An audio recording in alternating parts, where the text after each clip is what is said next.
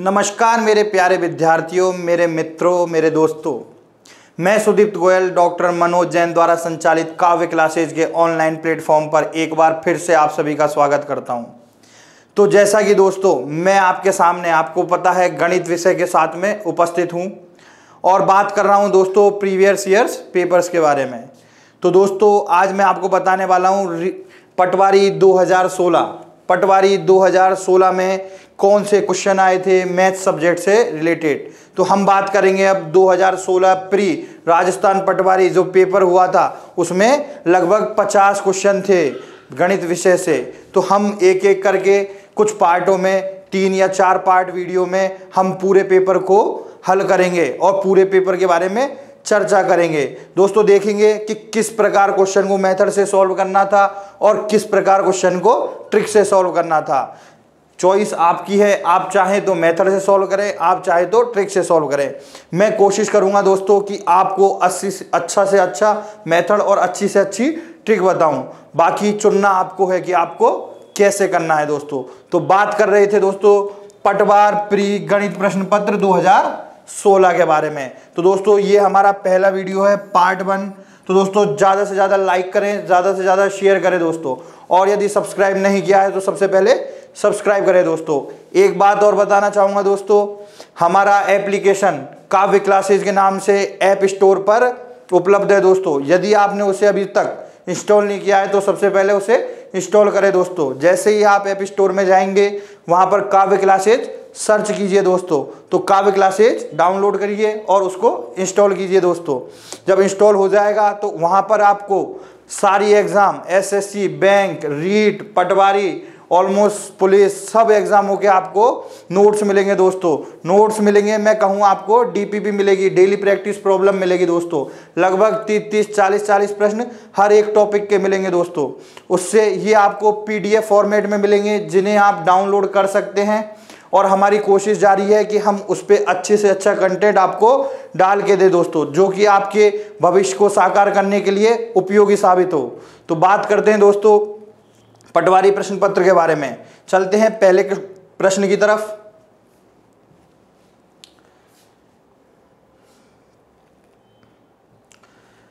जी बोल रहा है 2 संख्याओं के वर्गों का योग 68 है। क्या कह रहा है दोस्तों? 2 संख्या हैं जिनके वर्गों का योग कितना है? 68 है और उनके अंतर का वर्ग 36 है, तो उनका गुणनफल होगा दोस्तों। 2 संख्याएं हैं, उनके वर्गों का योग दे रखा है कितना? 68 और उनके अंतर का वर्ग, उन दोनों का जो अंतर है उसका जो वर्ग है वो क्या दे रखा है दोस्तों? मुझे 36 दे रखा है और बोल रहा है उनका गुणनफल क्या होगा। तो सबसे पहले बताऊंगा दोस्तों कि मेथड से कैसे सॉल्व करना था। तो बात करते हैं दोस्तों कैसे करेंगे। क्या करूं मैं? मान लूं, क्या मानूं दोस्तों? एक संख्या क्या है? x और एक संख्या क्या है? y। ये मान सकते हैं दोस्तों, एक संख्या क्या है? x और एक संख्या क्या है? y। देखो पहला स्टेटमेंट क्या कह रहा है कि वर्गों का योग 68 है, यानी पहली संख्या का वर्ग प्लस दूसरी संख्या का वर्ग, इन दोनों का योग कितना है दोस्तों? 68 है। दे रखा है ना, पहली संख्या का वर्ग और दूसरी संख्या का वर्ग का योग क्या है? 68 है। पहली इक्वेशन मुझे ये दी हुई है। अब देखो दोस्तों मेरे पास समीकरण है 1 और वेरिएबल है 2, तो क्या मैं आंसर निकाल सकता हूं? क्या नहीं निकाल सकता। तो मुझे x और y का मान निकालने के लिए क्या चाहिए? बताइए क्या चाहिए दोस्तों? एक समीकरण और चाहिए, एक समीकरण और चाहिए। तो देखेंगे दूसरे स्टेटमेंट में क्या कह रहा है, उनके अंतर का वर्ग 36 है। बात करूं दोस्तों उनका अंतर क्या हो जाएगा? x minus y. अंतर क्या हो जाएगा दोस्तों? x minus y. और इसका वर्ग कितना दे रखा है? इसका वर्ग दे रखा है 36। अब देखो दोस्तों मेरे पास में 2 समीकरण हो गए, 2 समीकरण हो गए और 2 वेरिएबल यानी 2 चर हो गए। कौन से? x और y। 2 समीकरण मेरे पास में है, 2 चर मेरे पास में। आराम से x और y की वैल्यू निकाल सकता हूं या नहीं निकाल सकता हूं? तो देखो दोस्तों क्या करेंगे, सबसे पहले इसको खोलेंगे, x माइनस वाई का whole square, x minus Y का whole square, a minus B का होल स्क्वायर क्या होता है? a square minus 2ab plus B square होता है या नहीं होता? a square minus 2ab plus B square. तो वही करना है। देखो इसको खोलेंगे, X square minus 2xy plus Y square बराबर 36 मिल गया दोस्तों। अब देखें दोस्तों, मेरे पास में पहले समीकरण में x square plus Y square की वैल्यू है या नहीं, और इस समीकरण में क्या है, ये देखो x square plus Y square है ना। तो इस x square plus Y square की जगह पे मैं क्या रख दूंगा, 68 रख दूंगा। तो मुझे क्या मिल जाएगा, 68 माइनस 2xy बराबर 36, 68 माइनस 2xy बराबर 36। अब देखें दोस्तों, ये 2xy माइनस का है, इधर जाएगा तो प्लस का, और ये 36 प्लस का है, इधर जाएगा तो माइनस का हो जाएगा। दोस्तों क्या करेंगे, पक्षांतरण कर देंगे। क्या करेंगे, पक्षांतरण, ये इधर और ये इधर। तो देखें क्या आएगा, 2xy बराबर क्या मिल जाएगा, 68 माइनस 36। 2xy बराबर 68 माइनस 36। यहां से क्या मिलेगा दोस्तों, 2xy बराबर 68 में से 36 को घटाऊंगा यानी 32। क्या मिल जाएगा, 32। 2 से कैंसिल करूंगा 32 को, कितनी बार, 16 बार। तो xy बराबर क्या मिल गया दोस्तों, 16। क्या मिल गया, 16। तो देखो दोस्तों क्या कह रहा है, उनका गुणनफल, तो उनका गुणनफल हमें क्या मिल गया, 16 मिल गया। और यही मेरा क्या है, उत्तर है दोस्तों, आंसर है यही मेरा, क्या, 16। तो करना क्या था, जो प्रश्न में दे रखा है उसी को हमने मैथमेटिकल फॉर्म में जमा लिया। क्या किया, दो संख्याओं के वर्गों का योग 68, तो एक संख्या मानी x और एक संख्या मानी y, दोनों के वर्गों का योग क्या लिख दिया, 68 लिख दिया।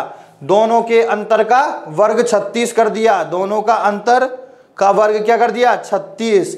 जब मैंने x माइनस वाई के होल स्क्वायर को खोला तो मुझे क्या मिला, x square minus 2xy plus Y square बराबर 36। अब देखो दोस्तों, यहाँ x square plus Y square है और यहाँ भी x square plus Y square है। तो मैं x square plus Y square मेरे पास में क्या है दोस्तों, 68 है। क्या है, 68। तो यहाँ पर x square plus Y square को मैं 68 से रिप्लेस कर सकता हूँ या नहीं कर सकता हूँ, बताइए दोस्तों, कर सकता हूँ या नहीं कर सकता हूँ। X square plus Y square बराबर मैंने क्या रख दिया, 68 रख दिया। क्या रख दिया, 68 रख दिया। क्या हो गया, 68 माइनस 2xy बराबर 36। बाद में क्या किया दोस्तों, सॉल्व करने के बाद में xy बराबर 16 निकाल लिया। क्या कर दिया, xy बराबर 16 निकाल लिया, और यही मेरा क्या है, आंसर है दोस्तों। बात करूं दोस्तों, यदि हमें ऐसे नहीं करना है, हमें थोड़ा सा ट्रिकी मेथड से करना है, तो कैसे करना है दोस्तों, देखो दोस्तों, आपके सामने दो संख्याएं थी, उनके वर्गों का योग 68 था, उनके वर्गों का योग 68 था। ध्यान रखना दोस्तों, हमेशा किसी भी संख्या में या तो पॉजिटिव है या नेगेटिव है, कोई भी आपके सामने संख्या है, उसका यदि मैं वर्ग करूंगा तो मुझे हमेशा कैसी संख्या मिलेगी, पॉजिटिव यानी धनात्मक संख्या।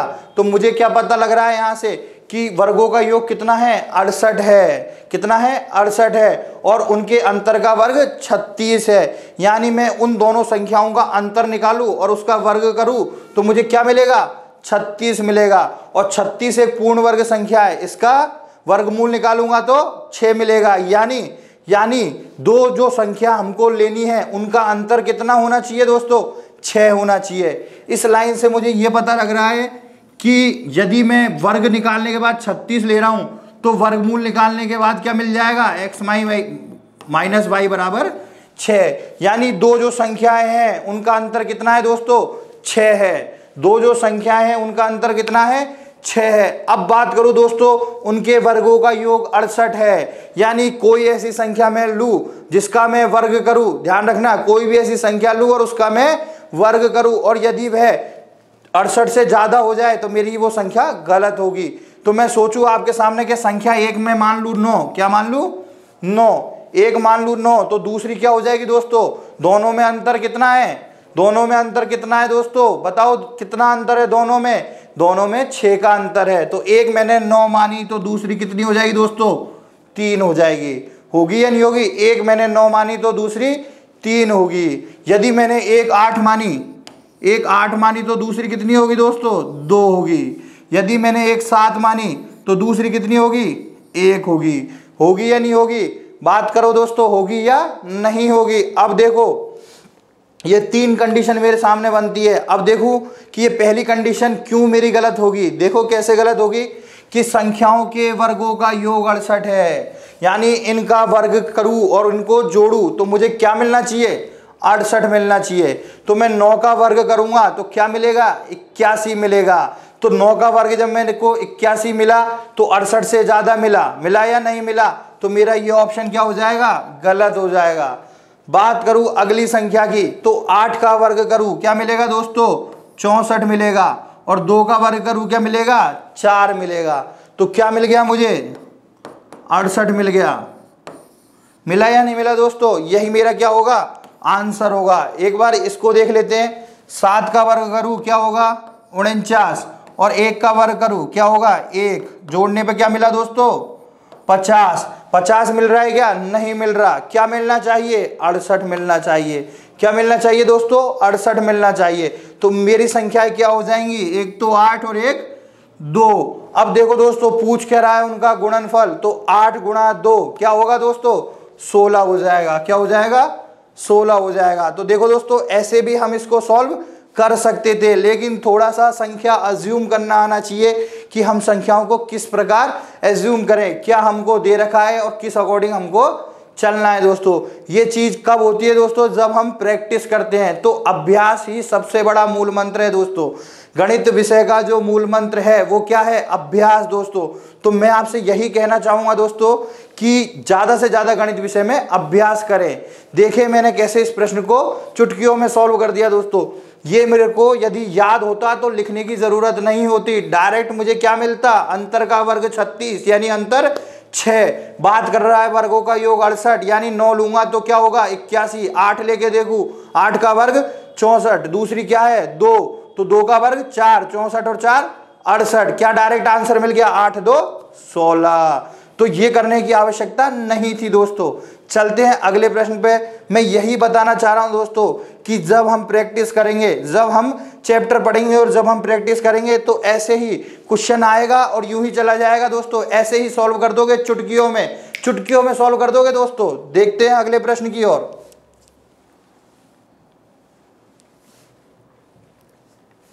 बोल रहा है मनोज को परीक्षा में उत्तीर्ण होने के लिए 36% अंक प्राप्त करने हैं। मनोज को परीक्षा में उत्तीर्ण होने के लिए 36% अंक प्राप्त करने हैं। उसने 24% अंक प्राप्त किए। कितने अंक प्राप्त किए दोस्तों, 24%, और 9 अंकों से अनुत्तीर्ण हुआ। पेपर का पूर्णांक था। देखो दोस्तों एक बंदा था जिसका नाम क्या था, मनोज था। उसने क्या किया दोस्तों, उसको 36% अंक चाहिए थे। कितने, 36%, ताकि वो क्या हो जाए, पास हो जाए दोस्तों। और उसने क्या किया, 24% अंक प्राप्त किए और 9 अंकों से फेल हो गया दोस्तों। तो पूछ रहा है कि पेपर का पूर्णांक क्या था। तो देखो दोस्तों क्या करेंगे, एक बात बताओ, जब कोई भी पेपर होता है तो उसका जो पूर्णांक होता है वो क्या होता है, 100%। अपने आप में क्या होता है दोस्तों, 100%। मैं आपसे पूछूं कि आपका पेपर 800 नंबर का था, आपका पेपर 800 अंक का था, आपने 50% अंक प्राप्त किए, 50%। तो कैसे निकालोगे दोस्तों, क्या कर दोगे, 800 गुणा 50 बटा 100। तो यहां से क्या मिल जाएगा दोस्तों, 400। इसका मतलब क्या है, इसका मतलब मैंने 800 को क्या माना, 100% माना। क्या माना, 100%। और 50% निकाला तो क्या मिला दोस्तों, 400 अंक। क्या मिला, 400 अंक। यानी पूर्णांक जो होता है अपने आप में क्या होता है दोस्तों, 100%। क्या होता है, 100%। तो देखो उसको कितने चाहिए थे, 36%, और मिले कितने, 24%। चाहिए कितने थे, 36%, मिले कितने, 24%। तो कितने प्रतिशत नंबर कम मिले दोस्तों, देखो कितने प्रतिशत कम मिले, 36% माइनस 24%, उसको कितने प्रतिशत, यानी 12% नंबर कम मिले। यानी वो 12% नंबर और ले आता। यदि मनोज 12% नंबर और ले आता तो वो पास हो जाता। क्या हो जाता, पास हो जाता। और वही बोल रहा है कि वह 9 अंकों से अनुत्तीर्ण हुआ, यानी 9 नंबर कम रह गए उसके पास होने में। यदि 9 नंबर और ले आता तो क्या हो जाता, पास हो जाता दोस्तों। क्या हो जाता, पास हो जाता। कहना क्या जा रहा है, यदि प्रतिशत में 12% लाता और अंकों में 9 नंबर लाता तो वो पास हो जाता। तो 12% का मान किसके बराबर होगा, 9 अंक के, किसके बराबर दोस्तों? 9 अंक के। और मेरा पूर्णांक कितना होता है दोस्तों? 100%। कितना होता है? 100% होता है। तो यहां से क्या मिल गया दोस्तों? 1% का मान 9/12। चाहिए कितना? 100%। तो 100% कितना मिला? 9/12 गुणा 100। 4 से कट गया दोस्तों 25 बार, 3 बार, 3 से कट गया 3 बार। क्या मिला दोस्तों? 75 अंक। यानी पेपर कितने नंबर का था दोस्तों? 75 नंबर का। कितने नंबर का? 75 नंबर का। बस 75 नंबर पूर्णांक थे। और मैं क्या किया? मनोज 9 नंबर को फेल हो गया, 9 नंबर से फेल हो गया दोस्तों। प्रतिशत में 12% से और नंबर में 9 नंबर से। तो 12% किसके बराबर? 9 के बराबर। 1% 9/12 के बराबर। और 100% 9/12 गुणा 100। यहां से क्या मिल गया? 75। यानी 100% का मान कितना था दोस्तों? 75 नंबर। तो क्या आ गया मेरा आंसर? 75। एक तरीका और है दोस्तों सेम। यदि आपको ऐसे समझ में ना आए तो मैं मान के चलता हूं दोस्तों, यहां पर बंदे को क्या होना था? पास होना था। क्या होना था? पास होना था। और इसका मान कितना था? 36%। कितना था? 36%। लेकिन 24% प्राप्त किया। कितना? 24%। और कितने नंबर से फेल हुआ दोस्तों? 9 नंबर से। और प्रतिशत में 12% से। तो यही बता रहा हूं, 12% का मान किसके बराबर हो जाएगा? 9 के बराबर। और यहां से भी मैं क्या उत्तर निकाल सकता हूं मेरा? 75। चलते हैं अगले प्रश्न पर।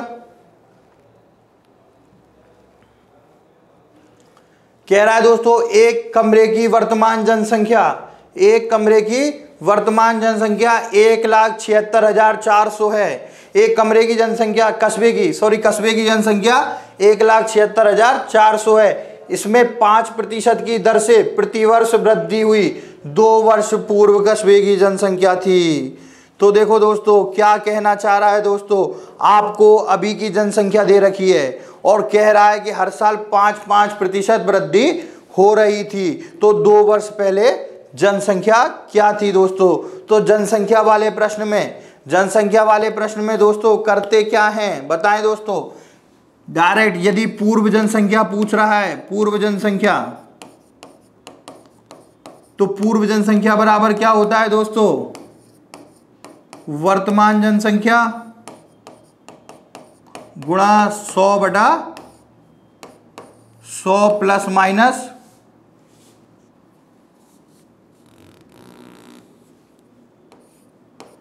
100 प्लस माइनस प्रतिशत। यदि बढ़ रहा है तो कितना प्रतिशत है और घट रहा है तो कितना प्रतिशत है। तो वही चीज, बढ़ रहा है तो प्लस लगाना है और घट रहा है तो माइनस लगाना है। बोल रहा है क्या? 5% की दर से बढ़ रहा है। तो यहां से क्या मिल गया? 1,76,400 गुणा 100/105।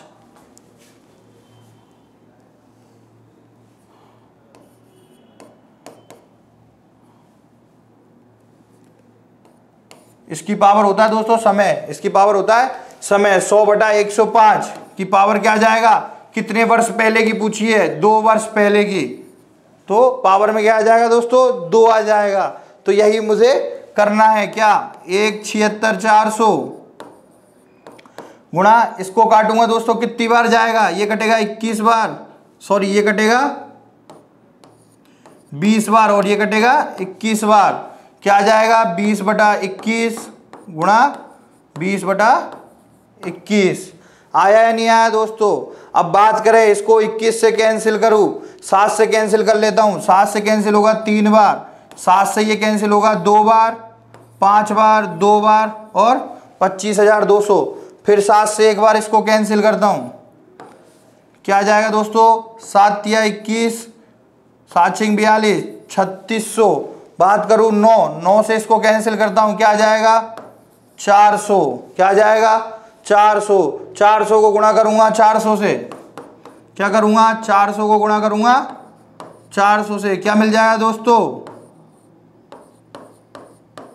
1,60,000। क्या मिल जाएगा? 1,60,000। तो यही मेरा क्या है उत्तर। यानी 2 वर्ष पहले कितनी जनसंख्या थी?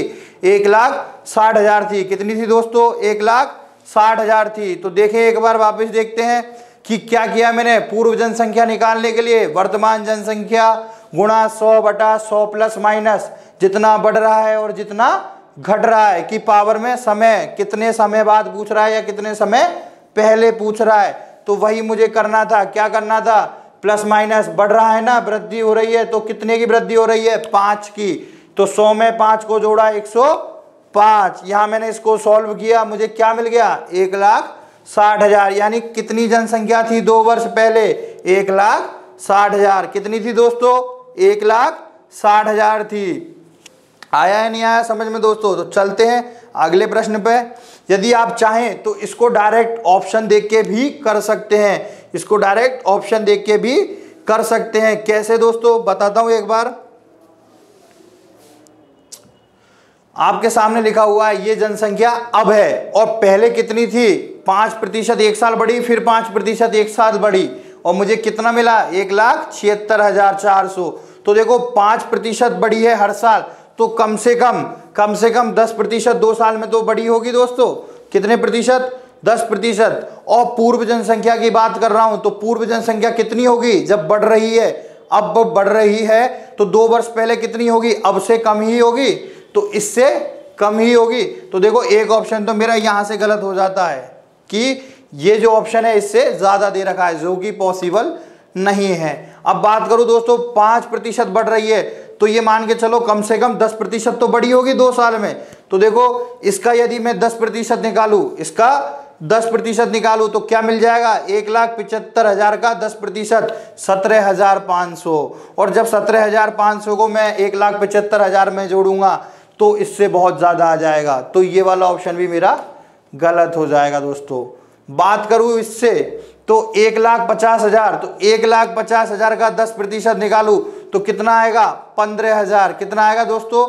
15,000 आएगा। 15,000 जब मैं जोड़ूंगा तो 1,65,000 हो जाएगा। जो देखो इससे कितना दूर है, इतना बढ़ सकता है क्या? नहीं बढ़ सकता। तो ये वाला ऑप्शन भी गलत हो जाएगा, ये मेरा आंसर हो जाएगा। क्योंकि 1,60,000 का 10% निकालूंगा कितना आएगा? 16,000। और 16,000 को जब 1,60,000 में जोड़ूंगा तो क्या मिल जाएगा? 1,7,600। देखो दोनों आसपास में आए या नहीं आए? आ गए ना, लगभग आसपास में है। तो ये आंसर मेरा होगा, ये आंसर मेरा क्या होगा? सही होगा। तो ऐसे भी आप देख के भी इस क्वेश्चन को लगा सकते थे दोस्तों पेपर में। तो चलते हैं अगले प्रश्न की ओर।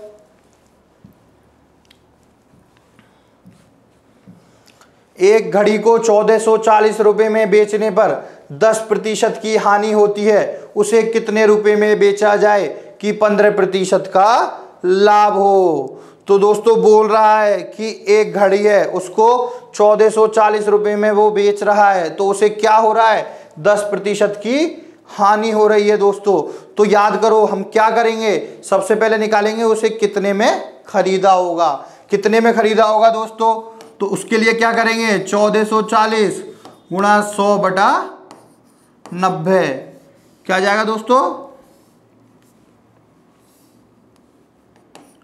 1,440 गुणा 100/90। यहां से काटू इसको तो 9 से कटेगा एक बार, 9 से कटेगा 6 बार, क्या जाएगा? 1,600 रुपये। तो ये मुझे क्या मिल गया दोस्तों? घड़ी की कॉस्ट प्राइस यानी क्रय मूल्य मिल गया कितना? 1,600 रुपये। क्रय मूल्य कितना मिल गया दोस्तों? 1,600 रुपये। अब बोल रहा है उसे कितने रुपए में बेचा जाए कि 15% का लाभ हो। तो दोस्तों विक्रय मूल्य निकालने के लिए क्या करूंगा? क्रय मूल्य गुणा कितने में बेचना है? 15% का लाभ पाना है, यानी 115/100। क्या आ गया दोस्तों? 115/100। ये कैंसिल हो गया। 16×5 = 80, 8 क्या आ गया दोस्तों? 1,840 रुपये। क्या गया? 1,840 रुपये। यानी यदि वह उस घड़ी को 1,840 में बेचे तो उसे कितना लाभ होगा दोस्तों? 15% का लाभ होगा। तो आंसर मेरा मुझे मिल गया कितना? 1,840। करना क्या था? बिल्कुल लाभ हानि का बेसिक लगाना था। बेसिक कैसे? कि यदि मुझे क्रय मूल्य दे रखा है तो मैं विक्रय मूल्य कैसे निकालूंगा? क्रय मूल्य गुणा 100 प्लस माइनस लाभ हानि बटा 100, वही मैंने फॉर्मूला लगाया है। और यदि मुझे विक्रय मूल्य दे रखा है, क्या दे रखा है, विक्रय मूल्य दे रखा है और क्रय मूल्य निकालना है, तो क्या करूंगा, विक्रय मूल्य गुणा 100/100 प्लस माइनस लाभ हानि। यदि लाभ है तो प्लस और हानि है तो माइनस। तो हानि है तो क्या करूंगा, 100 - 10 90, और कैंसिल आउट करके पहले क्रय मूल्य निकाल लूंगा और फिर विक्रय मूल्य निकाल लूंगा 15% लाभ पर। अब देखो दोस्तों, अब यदि आप कॉन्सेप्ट क्लियर हैं और डायरेक्ट पढ़ते हो तो इतना करने की जरूरत नहीं है दोस्तों। 1440 ये मेरे पास क्या है, विक्रय मूल्य है। क्या करूंगा, क्रय मूल्य निकालने के लिए 100/90, और फिर ये मुझे क्या मिल गया, क्रय मूल्य मिल गया। अब मुझे विक्रय मूल्य निकालना है, क्या करूंगा, 115/100। तो यहां से भी सॉल्व कर सकता हूं। इसको काटेंगे हम, कितनी बार कटेगा, 16 बार, और गुणा करने पर डायरेक्ट क्या मिल जाएगा, 1840 रुपये। 1840 रुपये। कैलकुलेशन हार्ड नहीं बनानी है तो ऐसे भी हम सॉल्व कर सकते हैं दोस्तों। चलते हैं अगले प्रश्न पर।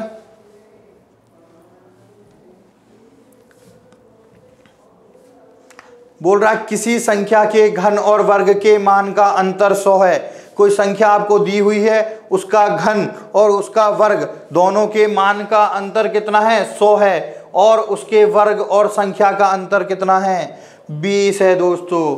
तो संख्या का मान होगा, तो कैसे निकालेंगे, संख्या क्या मान ली मैंने दोस्तों,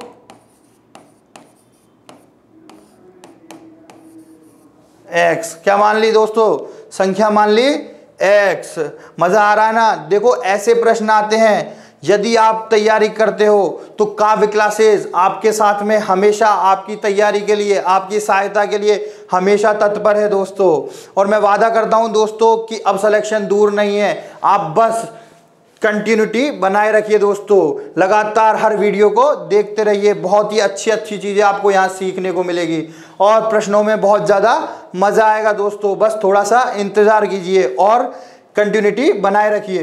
तो देखते हैं किसी संख्या के घन और वर्ग। तो संख्या मैंने क्या मान लिया, x मान लिया।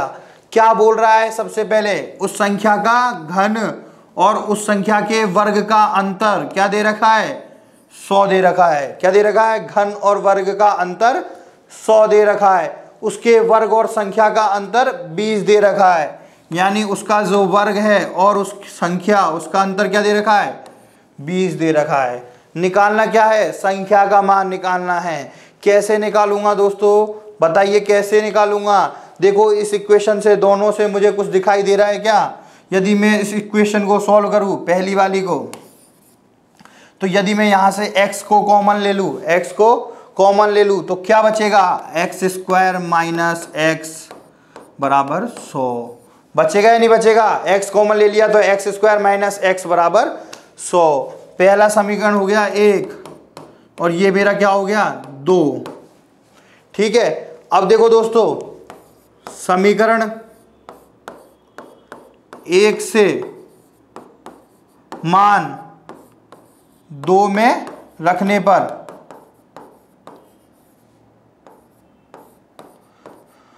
देखो दोस्तों क्या किया, x² माइनस x बराबर 20 है, तो यहां भी x² माइनस x बराबर मैंने क्या रख दिया, 20 रख दिया। तो इस समीकरण में क्या आ गया, x गुणा 20 बराबर 100। तो 20 से जब मैं काटूंगा 100 को तो x बराबर क्या मिल गया दोस्तों, 5 मिल गया। क्या मिल गया मुझे, संख्या क्या मिल गई, 5 मिल गई। अब देखो दोस्तों किया क्या, मैंने ये जो x² माइनस x है इसका मान इस जगह पर रख दिया, इस जगह पे, किस जगह पर, इस जगह पर 20 यहां पर रख दिया। x गुणा 20 बराबर 100, तो x बराबर क्या मिल गया, 5 मिल गया। और 5 ही मेरा क्या है दोस्तों, उत्तर है। 5 ही मेरा क्या है, आंसर है दोस्तों। तो किया क्या मैंने, सबसे पहले संख्या को माना x, उसका घन लिखा x³ और उसका वर्ग लिखा x²। दोनों का अंतर किसके बराबर करा, 100 के बराबर।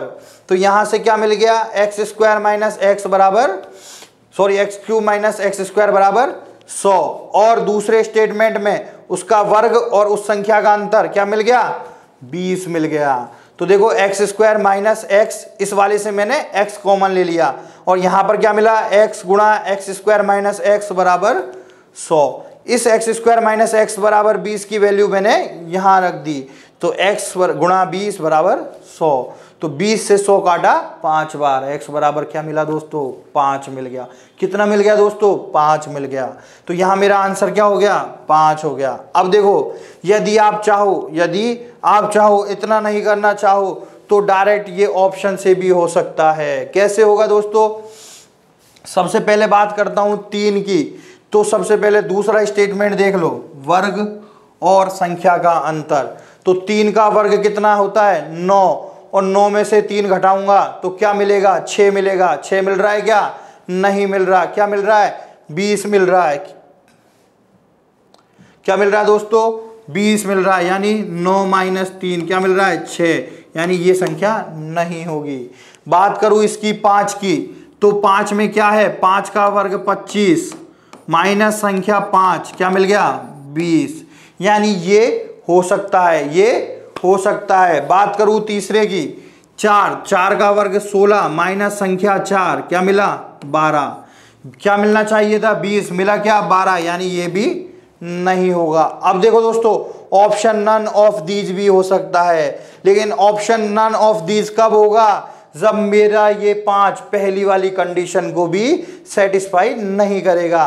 तो ध्यान रखिए, इस बार पहली कंडीशन को भी सेटिस्फाई करके देखते हैं। तो देखें, 5 के बारे में बात करूं तो 5 का घन कितना होता है, 125, और 5 का वर्ग 25। इन दोनों का अंतर कितना आ रहा है दोस्तों, 100 आ रहा है, और मुझे चाहिए था कितना, 100। तो मेरा ये वाला क्या हो गया, ऑप्शन करेक्ट हो गया। ये वाला क्या हो गया, सही हो गया। ये वाला सही हो गया। तो दोस्तों ऐसे भी कर सकते थे, ऐसे भी हम इस प्रश्न को सॉल्व कर सकते थे। चलते हैं अगले प्रश्न पर।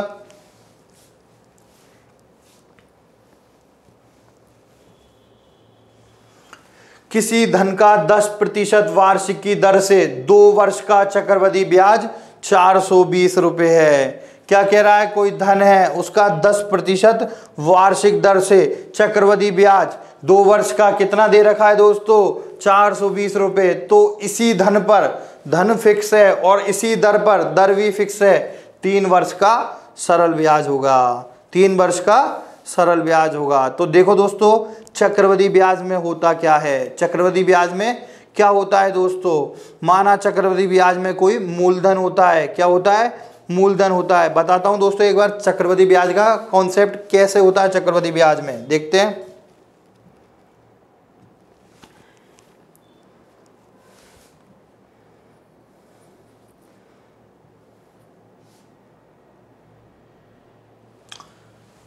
एक तो होता है दोस्तों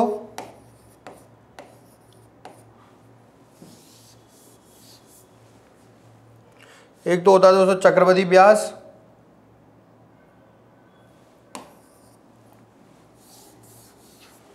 एक तो होता है दोस्तों चक्रवृद्धि ब्याज,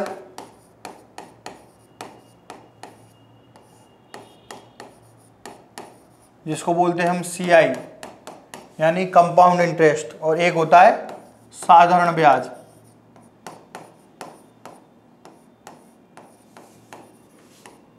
जिसको हम बोलते हैं SI यानी सिंपल इंटरेस्ट। क्या बोलते हैं, एक तो होता है चक्रवृद्धि ब्याज और एक होता है दोस्तों साधारण ब्याज।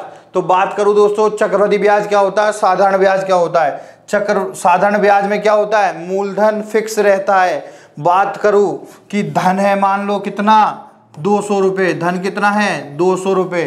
धन कितना है, 200 रुपये। बोल रहा हूं दर कितनी है, दर है आपकी 10%, और बोल रहा हूं समय कितना है, तो समय होगा, मान लेता हूं 2 वर्ष। समय कितना होगा, 2 वर्ष होगा, ये मैं मान लेता हूं। यदि मैं साधारण ब्याज निकालूं तो साधारण ब्याज बराबर क्या होता है, साधारण ब्याज होता है मूलधन गुणा दर गुणा समय बटा 100। धन कितना है, 200, दर कितनी है 10%, और समय कितना है 2/100।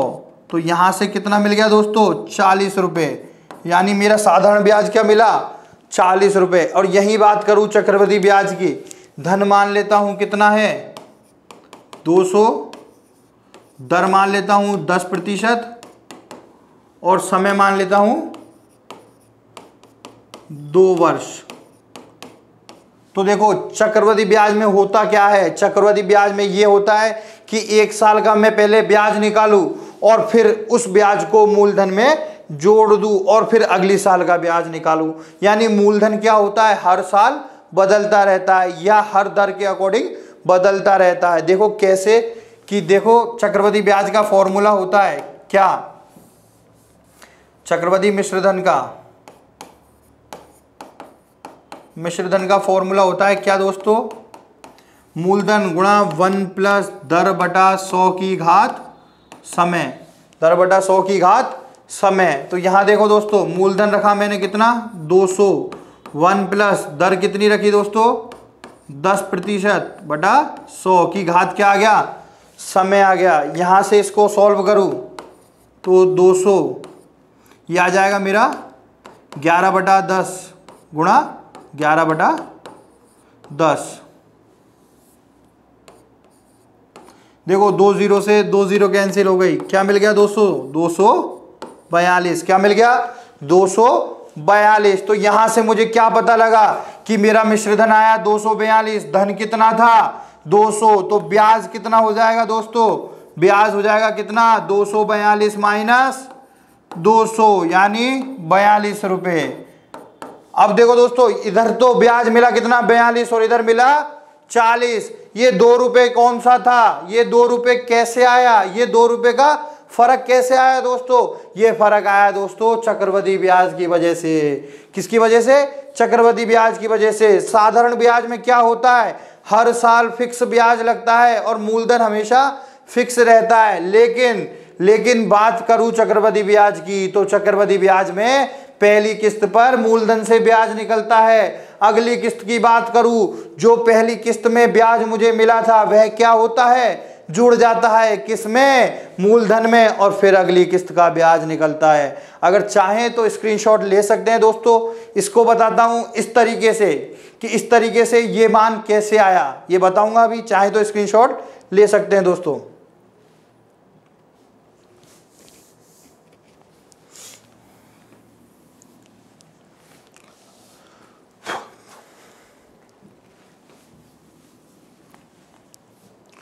बात करें दोस्तों इसी के बारे में, यदि साधारण ब्याज से निकालूं तो साधारण ब्याज से कैसे निकलेगा दोस्तों, पहले 1 वर्ष का ब्याज निकालेंगे। क्या करेंगे, 1 वर्ष का ब्याज निकालेंगे, यानी 200 गुणा 1 गुणा 10/100। 1 वर्ष का ब्याज कितना आया दोस्तों 20 रुपए, कितना आया दोस्तों 20 रुपए। बात करूं अगले वर्ष की, तो फर्स्ट ईयर में मेरा कितना आ गया दोस्तों, फर्स्ट ईयर में आ गया 20 रुपए।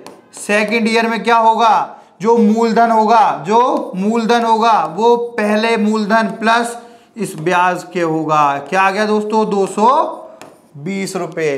कितना मूलधन होगा 220 होगा। तो यहीं मैं ब्याज निकालू दूसरे साल का, तो क्या आ जाएगा 220 गुणा 1 गुणा 10/100। और यहां से क्या मिल जाएगा दोस्तों 22 रुपए। 22 रुपए क्या मिल जाएगा ब्याज, यानी पहले साल का ब्याज था 20 रुपए और दूसरे साल का ब्याज था 22 रुपए। तो टोटल इंटरेस्ट कितना हो जाएगा दोस्तों, टोटल इंटरेस्ट कितना हो जाएगा बताएं, 20 + 22 क्या आ गया 42। क्या आ गया दोस्तों 42। आया नहीं आया बराबर, कैसे आया, मैं यही आपको बताना चाह रहा हूं कि हर साल मूलधन क्या होता है बदल जाता है, किसमें, चक्रवृद्धि ब्याज में, जबकि साधारण ब्याज में ऐसा नहीं होता है। इस चीज को मैं आपको बताना चाह रहा हूं। अब देखते हैं दोस्तों प्रश्न की तरफ कि कैसे हमें सॉल्व इसको करना था। एक तरीका तो मेरे पास ये था कि इस फॉर्मूले में मैं क्या करूं, मान रख दूं और मेरा आंसर मुझे मिल जाए। देखते हैं कैसे।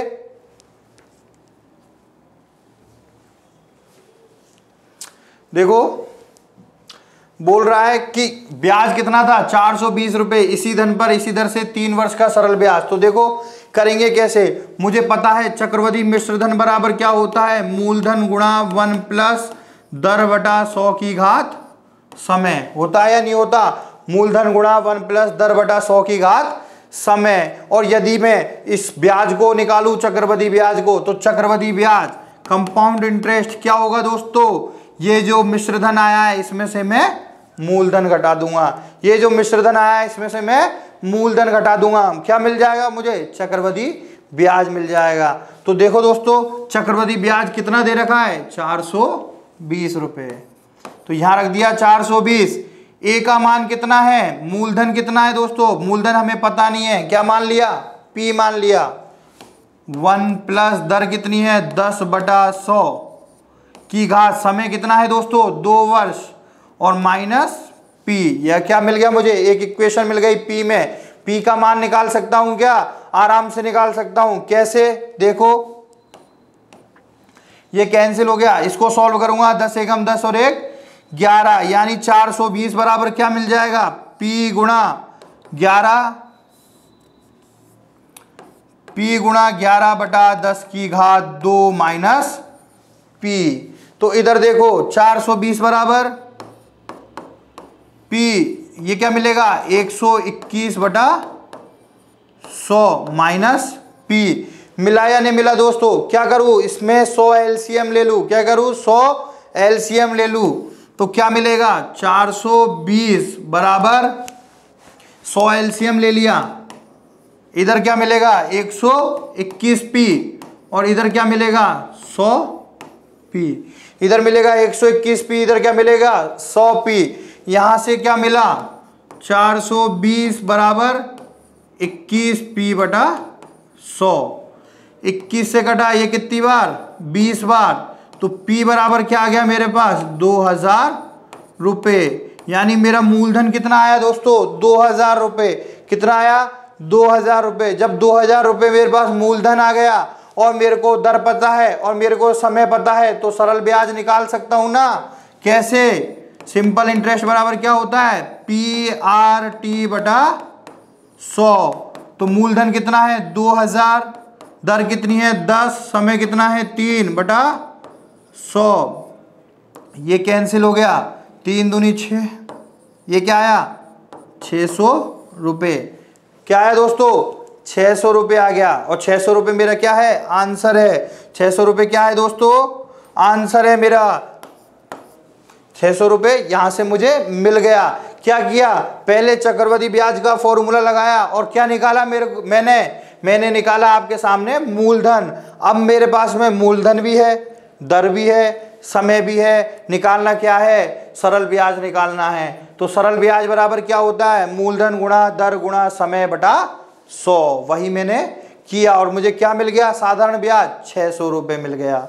अब देखो दोस्तों, बात करता हूं कि अगर इतना नहीं करना है तो दूसरा तरीका बताता हूं दोस्तों। देखो,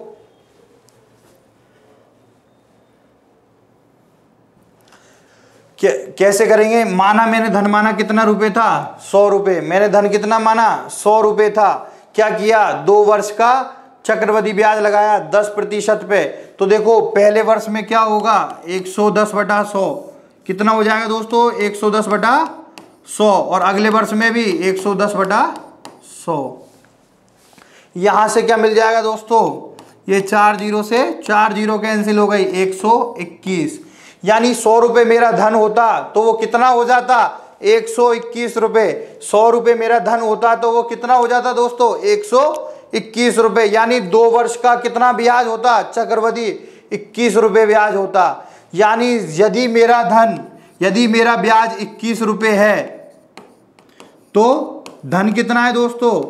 धन है मेरे पास कितना? 100 रुपये। यदि मेरा ब्याज 1 रुपये है तो धन कितना हो जाएगा? 100/21। और मेरा ब्याज कितना दे रखा है प्रश्न में? 420। तो धन कितना हो जाएगा? 100/21 गुणा 420। और यहां से मुझे क्या मिल गया दोस्तों? 2000 मिल गया।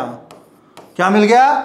2000 मिल गया। तो यहां से डायरेक्ट धन मिला कितना? 2000। अब क्या कर सकता हूं? SI बराबर PRT/100, यानी 2000 गुणा दर कितनी? 10, समय कितना? 3/100। तो यहां से क्या मिल जाएगा? डायरेक्ट 600 रुपये। कुछ करना पड़ा क्या दोस्तों? चक्रवृद्धि ब्याज का फॉर्मूला लगाना पड़ा क्या? नहीं लगाना पड़ा। लेकिन इसके लिए पता क्या होना चाहिए? कंसेप्ट पता होना चाहिए कि चक्रवृद्धि ब्याज होता क्या है। चक्रवृद्धि ब्याज होता क्या है, इसकी जो डिटेल इंफॉर्मेशन है हम किस में डिस्कस करेंगे, जब हम SICI टॉपिक पढ़ेंगे, SICI टॉपिक पढ़ेंगे दोस्तों। तो चलते हैं अगले प्रश्न पर।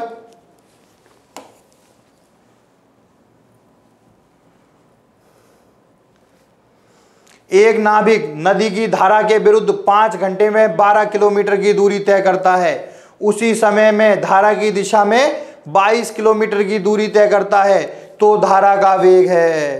तो धारा का वेग है। देखो दोस्तों, एक तो नाव जा रही है, एक तो नाव जा रही है और एक धारा चल रही है। एक तो नाव जा रही है और एक धारा चल रही है।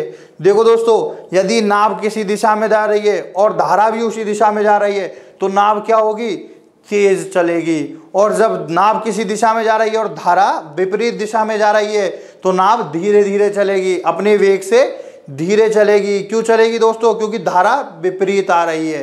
तो वही चीज आपको पता होनी चाहिए। मैं बता देता हूं कि मैं मान लेता हूं नाव की चाल कितनी है, B बोट, और धारा की चाल कितनी है, S स्ट्रीम। यानी मैंने माना है कि नाव का वेग और धारा का वेग, नाव का वेग है B और धारा का वेग है S।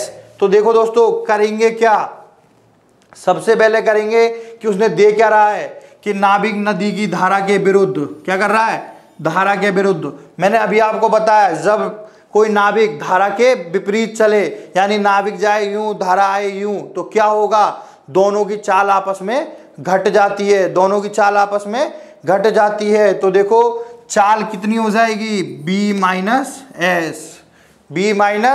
एस, यानी दोनों की चाल घट गई। बराबर क्या दे रखा है उसने, दूरी बटा समय। चाल बराबर क्या होता है, दूरी बटा समय, यानी B माइनस एस, यानी विपरीत जाते समय धारा की चाल क्या होगी, दूरी कितनी है 12 और समय कितना है 5। देखो क्या लिखा था मैंने, चाल बराबर दूरी बटा समय। तो देखो चाल मेरे पास कितनी आ गई, 12/5। कब, जब नाविक धारा के विपरीत जा रहा है। अब देखो बात कर रहा हूं कि जब इस समय में धारा की दिशा में चल रहा है, जब देखो धारा की दिशा में चलेगा, नाविक जाएगा यूं और धारा भी जाएगी यूं, तो दोनों का वेग क्या हो जाता है, जुड़ जाता है और आगे नाविक तीव्र गति से जाता है। तो यानी दोनों का वेग मैंने जोड़ दिया, तो वेग कितना हो जाएगा, चाल कितनी हो जाएगी। देखो 22 किलोमीटर की दूरी तय कर रहा है उसी समय में, यानी 22 किलोमीटर चल रहा है, वही 5 घंटे में, वही 5 घंटे में क्या कर रहा है, 22 किलोमीटर चल रहा है। देखो पूछ क्या रहा है, धारा का वेग, पूछ क्या रहा है दोस्तों, धारा का वेग। तो धारा क्या है मेरे पास, स्ट्रीम, यानी S की वैल्यू मुझे पता लगानी है। तो S की वैल्यू के लिए मैं क्या करूंगा दोस्तों, दो मेरे पास समीकरण है और दो ही वेरिएबल है B और S। निकालना क्या है, S आराम से निकाल सकता हूं। क्या करूंगा, दोनों समीकरणों को घटा दूंगा, समीकरण 2 माइनस समीकरण 1। समीकरण 2 में से घटाऊं समीकरण 1 को, ये मान लेता हूं दूसरा समीकरण है और ये क्या है, पहला समीकरण। जब मैं घटाऊंगा तो क्या मिलेगा, B प्लस S, तो ये मिल जाएगा, यानी ये तो था दूसरा समीकरण। तो इधर वाला पार्ट घटाऊंगा इधर वाले में से, इधर वाला घटाऊंगा इधर वाले में से, तो इसमें से घटाऊंगा किसको, P माइनस S को, और ऐसे ही 22/5 में से किसको घटाऊंगा, 12/5 को। घटाऊंगा या नहीं घटाऊंगा। अब देखो इसको मैं खोलूंगा तो क्या मिलेगा, B plus S minus B plus S बराबर एलसीएम लू 5, 22 में से 12 घटेगा, क्या बचेगा 10/5 यानी 2। इधर देखो B से B कैंसिल हो गया, क्या मिला दोस्तों 2s बराबर 2। तो s बराबर क्या मिल जाएगा 2/2, यानी s बराबर 1 किलोमीटर पर आवर। क्या मिल जाएगा 1 किलोमीटर पर आवर। यही मेरा क्या होगा आंसर होगा। तो देखो दोस्तों किया क्या कि एक नाविक था, नदी की धारा के विरुद्ध जा रहा है। जब नाविक नदी की धारा के विरुद्ध जाएगा तो दोनों की चाल क्या होती है दोस्तों, घट जाती है। और जब धारा की दिशा में जाता है तो दोनों की चाल जुड़ जाती है। तो यहाँ से मिला b माइनस एस बराबर दूरी बटा समय 12/5 और b प्लस एस बराबर दूरी बटा समय 22/5। करना क्या था, s निकालना था। तो मैं क्या करूँ, कुछ ऐसा करूँ कि b मेरा खत्म हो जाए। तो वही मैंने किया, समीकरण नंबर 2 में से समीकरण नंबर 1 को घटा दिया दोस्तों। समीकरण 2 में से समीकरण 1 को घटाया, क्या मिला, ये मुझे मिल गया। अब देखो दोस्तों, इस जब माइनस को b से गुणा करूंगा तो माइनस b, माइनस को माइनस s से गुणा करूंगा प्लस s। यहाँ से मैंने 5 एलसीएम लिया, 22 में से 12 घटा, क्या बचा दोस्तों, 10 बचा। 10/5 क्या मिल गया, 2। तो इसको जब मैंने कैंसिल आउट किया तो 2s का मान 2। तो मेरा धारा का मान कितना आ गया, 1 किलोमीटर प्रति घंटा। धारा का मान कितना आ गया दोस्तों, 1 किलोमीटर प्रति घंटा। चलते हैं अगले प्रश्न पे। करना क्या था दोस्तों, थोड़ा सा एक फॉर्मूला याद रखना था कि क्या होता है, चाल बराबर दूरी बटा समय होता है, पहली चीज। दूसरी चीज ये याद रखनी थी दोस्तों कि जब नाव धारा के विरुद्ध चलेगी तो दोनों की चाल घट जाएगी दोस्तों। ये तो लॉजिक ही होता है कि जब हवा यूं चल रही है और हम यूं चल रहे हैं तो ज़्यादा ताकत लगानी पड़ती है दोस्तों चलने के लिए, और जब हम भी यूं जा रहे हैं और हवा भी यूं ही आ रही है तो कम ताकत लगानी पड़ती है। वही चीज़ है दोस्तों यहाँ पर। यदि नाव इधर जा रही है और धारा विपरीत आ रही है तो क्या होगा दोस्तों, दोनों की चाल घट जाएगी। और जब नाव भी एक दिशा में जा रही है और धारा भी उसी दिशा में जा रही है तो चाल क्या होगी दोस्तों, जुड़ जाएगी दोस्तों। तो परिणामी चाल 22/5 मिल गई, इधर परिणामी 12/5 मिल गई। आराम से मैंने इक्वेशन सॉल्व की और क्या मिल गया दोस्तों, मुझे धारा का मान मिल गया 1 किलोमीटर प्रति घंटा। चलते हैं अगले प्रश्न पर।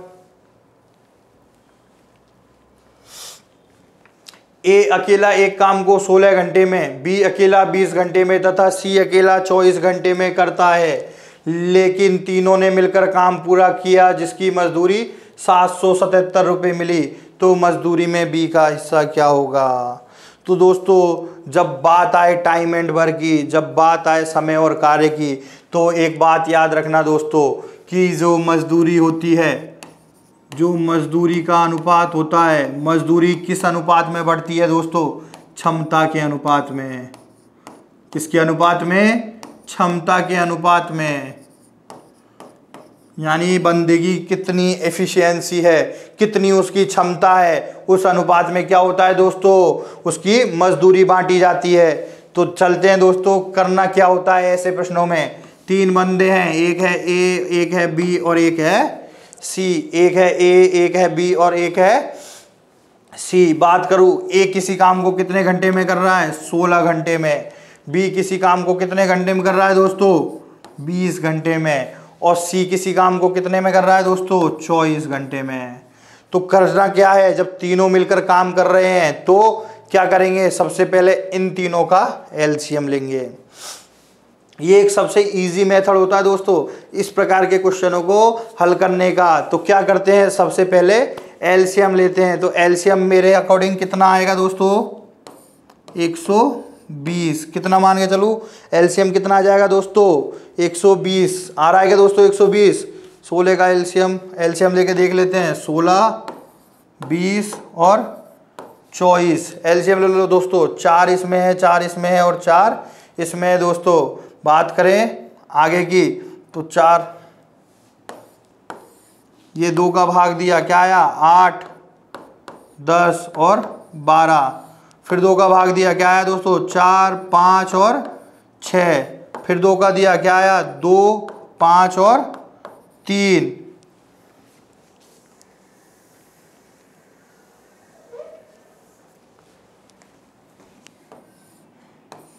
किसका एलसीएम लेना है, 16, 20 और 24 का। 16, 20 और 24 का मैंने एलसीएम लिया, 2 का भाग दिया, क्या आया दोस्तों, 8, 10 और 12। एलसीएम कैसे लेते हैं दोस्तों, एलसीएम लेते हैं अभाज्य गुणनखंड से, लेना बता रहा हूं। सबसे पहले क्या करेंगे, 2 का भाग देंगे और तब तक देंगे जब तक भाग जा रहा है। बात करूं अगले 2 की, फिर 2 का भाग दिया, क्या आया दोस्तों, 4, 5 और 6। फिर 2 का भाग दूंगा, क्या आएगा, 2, 5 और 3। फिर 2 का भाग दूंगा, 1, 5 और 3, फिर 3 का भाग दूंगा 1, 5 और 1, फिर 5 का दूंगा, क्या आएगा 1, 1 और 1। तो ये मेरा क्या है दोस्तों, एलसीएम। क्या है दोस्तों, एलसीएम है। तो एलसीएम निकालते हैं। 5 दिया 15, 15 दूनी 30, 30 दूनी 60, 60 दूनी 120 और 120 दुआ 240। तो एलसीएम क्या आ गया दोस्तों मेरे पास में, 240 आ गया।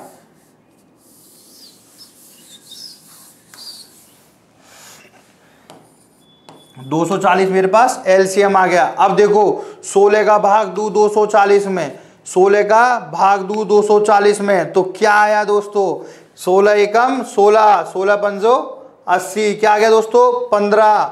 20 का भाग दू 240 में, क्या आया 12, और 24 का भाग दू 240 में, क्या आया 10। यानी जो मेरे को मिलेगा, ये तीनों क्या है, क्षमता। क्या है दोस्तों, क्षमता। तो ए बी सी तीनों की क्षमताओं का अनुपात क्या हो जाएगा, 15:12:10। क्या मिला, 15:12:10 मिल गया। अब देखो दोस्तों करना क्या है, मेरे पास में क्षमताओं का अनुपात है, मजदूरी तो निकालनी है। तो मजदूरी किस अनुपात में बटेगी, क्षमता के अनुपात में। किस अनुपात में, क्षमता के अनुपात में। तो तीनों अनुपातों का योग कितना है दोस्तों, तीनों अनुपातों का योग है 37। कितना है, 15, 12, 27, 10, 37। 37 का मान किसके बराबर है, 777 के बराबर। तो एक का मान किसके बराबर होगा, 777/37। क्या मिला, 37 दुआ 74, 37 एकम 37, क्या मिल गया 21। तो देखो एक का मान जब 21 के बराबर है, पूछ क्या रहा है, बी का हिस्सा। तो बी का हिस्सा कितना है 12, तो 12 का मान कितना हो जाएगा, 21 गुणा 12, 12 एकम 12, 252 रुपये। क्या हो जाएगा दोस्तों बी का हिस्सा, बी का हिस्सा हो जाएगा 252 रुपये। क्या हो जाएगा 252 रुपये। तो किया क्या दोस्तों, जब टाइम एंड वर्क का प्रश्न आए, देखो ये प्रश्न जो होते हैं बड़े ही कंफ्यूजिंग होते हैं और एग्जाम में बहुत ज़्यादा चांस होते हैं इन प्रश्नों के गलत होने के। तो ध्यान रखिएगा दोस्तों, इन प्रश्नों में करते क्या है, हम इन प्रश्नों को एलसीएम से सॉल्व करेंगे। देखो दोस्तों एलसीएम एक ऐसी विधि होती है जो सबसे इजी होती है इस तरह के प्रश्नों को सॉल्व करने के लिए। कि किया क्या, सबसे पहले मैंने ए किसी काम को 16 घंटे में कर रहा है, बी किसी काम को 20 घंटे में और सी उसी काम को 24 घंटे में। तो सबसे पहले क्या किया, 16, 20 और 24 का एलसीएम निकाला, कितना 240। तो देखो मान लो ये मैंने एलसीएम क्यों लिया, कि मान लो बात चल रही है पेन बनाने की, किसकी, पेन बनाने की। तो देखो ए कितने पेन, जितने भी पेन हैं, मैं मान के चलूँ कुछ पेन थे, कितने दिनों में बना रहा है 16 दिनों में। ये कितने घंटे में, 16 घंटे में। बी कितने घंटे में, 20 घंटे में। और सी कितने घंटे में, 24 घंटे में। तो मैं क्या करूँ, मैं मान लेता हूँ कि 240 पेन थे। कितने पेन थे, 240। तो जब ए 16 घंटे में 240 बना रहा है तो ए की एफिशिएंसी क्या हो गई, 15 पेन प्रति घंटा। यानी एक घंटे में कितने पेन बना रहा है, 15 पेन। बात करूँ बी की, तो बी कितने पेन बना रहा है, 20 का भाग दिया 240 में तो 12 पेन। यानी बी एक घंटे में 12 पेन बना रहा है और सी एक घंटे में 10 पेन बना रहा है। जब देखो तीनों ए बी सी का टाइम कितना हो गया बराबर, तीनों की बात कर ली मैंने, एक एक घंटे में कितना पेन बना रहा है। तो ए बजे पता लग गया 15 पेन, बी पता लग गया 12 पेन और सी पता लग गया 10 पेन। तो ए की क्षमता भी क्या होगी, यही होगी ना। तो यही तो मैं कह रहा हूं कि ए की क्षमता 15, बी की क्षमता 12 और सी की क्षमता 10। तो क्षमताओं का अनुपात क्या मिल गया, 15, 12 और 10। अब मैंने बताया कि मजदूरी जो होती है वो क्षमता के अनुपात में विभाजित होती है, डिवाइड होती है। तो देखो क्षमताओं का अनुपात है 15, 12 और 10। अब देखो इसको मैंने अनुपातों का योग किया, 15, 12, 10। 37 का मान किसके बराबर, 777 के बराबर। तो यहां से एक का मान मिला 21 के बराबर। निकालना क्या था, बी की मजदूरी। तो बी की मजदूरी कितनी है दोस्तों, 12। तो 12 गुणा 21 क्या मिल गया, 252 रुपये। यानी 777 रुपये में से बी को कितने रुपए मिलेंगे, 252 रुपये। चलते हैं अगले प्रश्न पर। बोल रहा है दोस्तों वह छोटी से छोटी संख्या ज्ञात करो जिसमें 15, 18, 27, 35 से भाग देने पर 9 शेष बचे। तो देखो दोस्तों करना क्या है, एक संख्या ऐसी लेनी है जो संख्या में मैं भाग दूं इन चारों का तो मुझे आंसर में क्या मिले दोस्तों, 9 मिल जाए, यानी शेषफल में क्या मिल जाए दोस्तों, 9 मिल जाए। तो इसके लिए मुझे क्या करना होता है, ऐसे प्रश्नों में हम क्या निकालते हैं, एलसीएम निकालते हैं। और एलसीएम क्या होता है, वह छोटी से छोटी संख्या। एलसीएम क्या होता है, वह छोटी से छोटी संख्या जिसमें दी गई संख्याओं का भाग जा सके, जिसमें दी गई संख्याओं का भाग जा सके। देखो ये जो प्रश्न है ना, इसमें आपको पेन भी नहीं लगाना था, डायरेक्ट आपको आंसर मिल जाता। लेकिन पहले मैं मेथड से बताऊंगा कि मेथड में क्या करना था। देखें एलसीएम निकालता हूं किसका, 15, 18, 27, 35। मैं डायरेक्ट एलसीएम निकालना भी आपको बताऊंगा, लेकिन वो जब हम एलसीएम पढ़ेंगे। अभी प्रोसेस से देखते हैं। बात करूं 2 का भाग जा रहा है क्या, जा रहा है 15, 9, 27 और 35। बात करूं 3 का भाग जा रहा है क्या, जा रहा है 5, 3, 9 और 35। बात करूं फिर 3 का जा रहा है क्या, जा रहा है 5, 1, 3 और 35। फिर 3 का जा रहा है 5, 1 और 35। अब भाग दूंगा 5 का, क्या जाएगा 1 और 7। फिर भाग दूंगा 7 का, क्या मिल गया 1 और। तो ये मेरा क्या है, एलसीएम है। तो निकालू दोस्तों एलसीएम। क्या किया, 7 पंजो 35, क्या किया 7 को गुणा किया 5 से, क्या 35 को गुणा किया किससे, 2 से, क्या आ गया मेरा 70। और 3 का क्यूब कितना होता है दोस्तों, 27। 3 का क्यूब कितना होता है 27। तो क्या करूंगा 5 या 35 दूनी 70, 70 गुणा 27, 70 गुणा 27। इसको जब सॉल्व करूंगा तो क्या मिलेगा 1890। क्या मिल जाएगा दोस्तों 1890। यानी एलसीएम क्या आ गया 1890 आ गया दोस्तों। क्या आ गया 1890। अब देखो दोस्तों 15, 18, 27, 35 चारों का भाग जाएगा ना 1890 में। तो यही वो बोल रहा है कि मैंने जब चारों का भाग दिया तो क्या मिला, 9 मिला। तो 9 मिल रहा है तो क्या करूंगा, प्लस 9 कर दूंगा। क्या मिल गया 1899। यानी मैं इसका और इसका चारों का भाग दूं तो 1890 में तो पूरा जाएगा और 9 क्या बच जाएगा, शेष बच जाएगा। और यही मेरा क्या है, उत्तर है। क्या 1899। देखो शेष बच रहा है, यानी 1899। 1890 तो मेरा एलसीएम प्लस 9 शेष बच रहा है, तो क्या आ गया 1899 आ गया।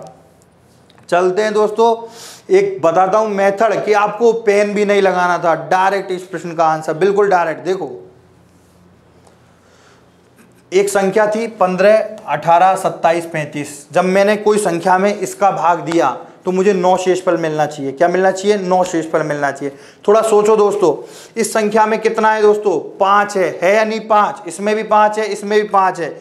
जब मैं 5 का भाजक का नियम याद करता हूं तो मुझे एक चीज याद आती है कि 5 का मैं किस में भाग दे सकता हूं, उसमें जरूर से जरूर या तो 0 होना चाहिए लास्ट में, या क्या होना चाहिए 5 होना चाहिए। यानी 15 का भाग दूं या 15 को मैं किसी से भी गुणा करूं, मेरा क्या आएगा, या तो आएगा 0 और यह आएगा 5, या तो क्या आएगा 0 और यह क्या आएगा 5। ये क्या इकाई का अंक, क्या इकाई अंक या तो आएगा 0 और यह क्या आएगा 5। और यदि 0 और 5 इकाई का अंक है तो उसमें 15 का भाग मान लेता हूं मैं चला जाएगा। अब देखो इनसे मैं भाग दे रहा हूं तो क्या बचना चाहिए, 9 बचना चाहिए। यानी इसमें जब मैं भाग दूंगा तो पूरा जाएगा, 9 बच रहा है तो प्लस क्या करूं, 9 कर दूं इकाई के अंक में। तो इधर से इकाई का अंक क्या मिलना चाहिए, 9, और इधर से 4, इधर से 9 और इधर से 4। यानी संख्या में 0 होता तो शेषफल 9 होता, और संख्या में 4 होता तो शेषफल 9 हो सकता था दोस्तों। यदि संख्या 0 होती, यदि मेरा एलसीएम 0 आता, यदि मेरा एलसीएम लास्ट में इकाई का अंक 0 आता तो मेरी संख्या 9 मिल जाती, यानी इकाई का अंक 9 मिल जाता। और यदि मेरा एलसीएम के अंत में 5 आता तो मेरी संख्या में इकाई का अंक 4 मिलता। यानी आंसर में या तो होगा 9 और या होगा 4। अब देखो दोस्तों, इन चारों ऑप्शनों में एक ही उत्तर ऐसा है जिसमें इकाई का अंक 9 है, वही क्या होगा, हमारा आंसर होगा दोस्तों। सोचना क्या था, बस इतना सा सोचना था कि 15 का भाग जिस भी संख्या में जाता है उसमें या तो 0 आता है या क्या आता है, 5 आता है। बोल रहा है कि 9 बच रहा है, यानी संख्या में क्या करना पड़ेगा, 9 जोड़ना पड़ेगा। यानी इकाई का अंक 0 होता और मैं 9 जोड़ता तो मुझे संख्या में इकाई का अंक 9 मिल जाता। और यदि इकाई का अंक 5 होता और मैं 9 जोड़ता तो मुझे संख्या में इकाई का अंक 4 मिलता। तो या तो आंसर में 9 आएगा या 4 आएगा, और यही मेरा उत्तर है, क्योंकि एक ही ऑप्शन में मेरा क्या है, 9 है। चलते हैं अगले प्रश्न की तरफ। बोल रहा है दोस्तों, एक वर्ग की भुजा में 50% की वृद्धि करने पर उसके क्षेत्रफल में वृद्धि होगी। देखो दोस्तों, ऐसे प्रश्न बहुत पूछे जाते हैं एग्जाम में। देखो, इनके कई तरीके के मेथड होते हैं। एक होता है परसेंटेज वाला, जिसको मैं डिस्काउंट, नेट डिस्काउंट की भी बात करता हूँ, लेकिन मैं आपको डायरेक्ट बताता हूँ कि करना कैसे होता था। कि मैं मान लेता हूँ कि माना भुजा कितनी थी, माना भुजा थी 10, माना भुजा थी कितनी, 10 थी। तो पहले क्षेत्रफल कितना आ रहा था, पहले क्षेत्रफल आ रहा था मेरा भुजा स्क्वायर यानी 100। जब भुजा थी 10 तो मेरा क्षेत्रफल कितना आ रहा था दोस्तों, 100 आ रहा था। अब बात कर रहा हूं कि भुजा में 50% की वृद्धि हो गई है, तो भुजा जब 10 का मैं 50% निकालूं तो क्या मिलेगा दोस्तों, 5। यानी भुजा कितनी हो गई अब, 10 + 5 यानी 15। भुजा कितनी हो गई दोस्तों, 15 हो गई। 50% की वृद्धि हो गई, पहले थी 10 अब कितनी हो गई, 15। तो अब वर्ग का क्षेत्रफल कितना हो जाएगा, भुजा स्क्वायर यानी 15 का स्क्वायर यानी 225। पहले था 100, अब हो गया 225। तो कितना प्रतिशत बढ़ा दोस्तों, तो देखो डिफरेंस के लिए क्या करेंगे, दोनों का डिफरेंस कितना है, अंतर 125। दोनों का अंतर कितना है, 125। जो बढ़ोतरी हुई वो किससे हुई, 100 से हुई। किससे हुई, 100 से हुई। तो नीचे क्या लिखेंगे, 100 गुणा 100 प्रतिशत के लिए क्या मिल गया, 125%। क्या मिल गया दोस्तों, 125%। इसका मतलब क्या है, कितनी बढ़ोतरी हुई, 125% की। कितनी प्रतिशत की, 125% की। मैंने क्या किया, पहले वर्ग की भुजा मानी 10, फिर क्या किया, उसका क्षेत्रफल निकाला, क्या आया दोस्तों, 100। फिर वर्ग की भुजा में 50% की वृद्धि कर दी दोस्तों, क्या आ गया, 15, और क्षेत्रफल 225। तो 100 जो है कितना कम है ये मैं कह दूं, या फिर मैं कहूं कि 225 100 से कितना अधिक है। तो क्या करेंगे, 125/100 गुणा 100। क्या मिल गया दोस्तों, 125%। क्या मिल गया, 125%। अब बात करूं दोस्तों नेट की बात, नेट डिस्काउंट से यदि मैं करूं इसको तो कैसे करूंगा, कि जब 2 लगातार वृद्धि हो रही है, देखो भुजा स्क्वायर होता है ना, तो भुजा स्क्वायर में क्या होता है, 2 बार वृद्धि होगी ना। तो 2 बार वृद्धि के लिए क्या करूंगा दोस्तों, a + b + ab/100। पहली वृद्धि 50 की, दूसरी भी 50 की, 50 गुणा 50/100। तो यहां से क्या मिल गया दोस्तों, 100 + 25 यानी 125%। यहां से भी क्या मिल गया, 125%। अब चाहे आप जैसे कर सकते हैं, जैसे आप करना चाहें वैसे करें दोस्तों, आपका आराम से आंसर आपको मिल जाएगा।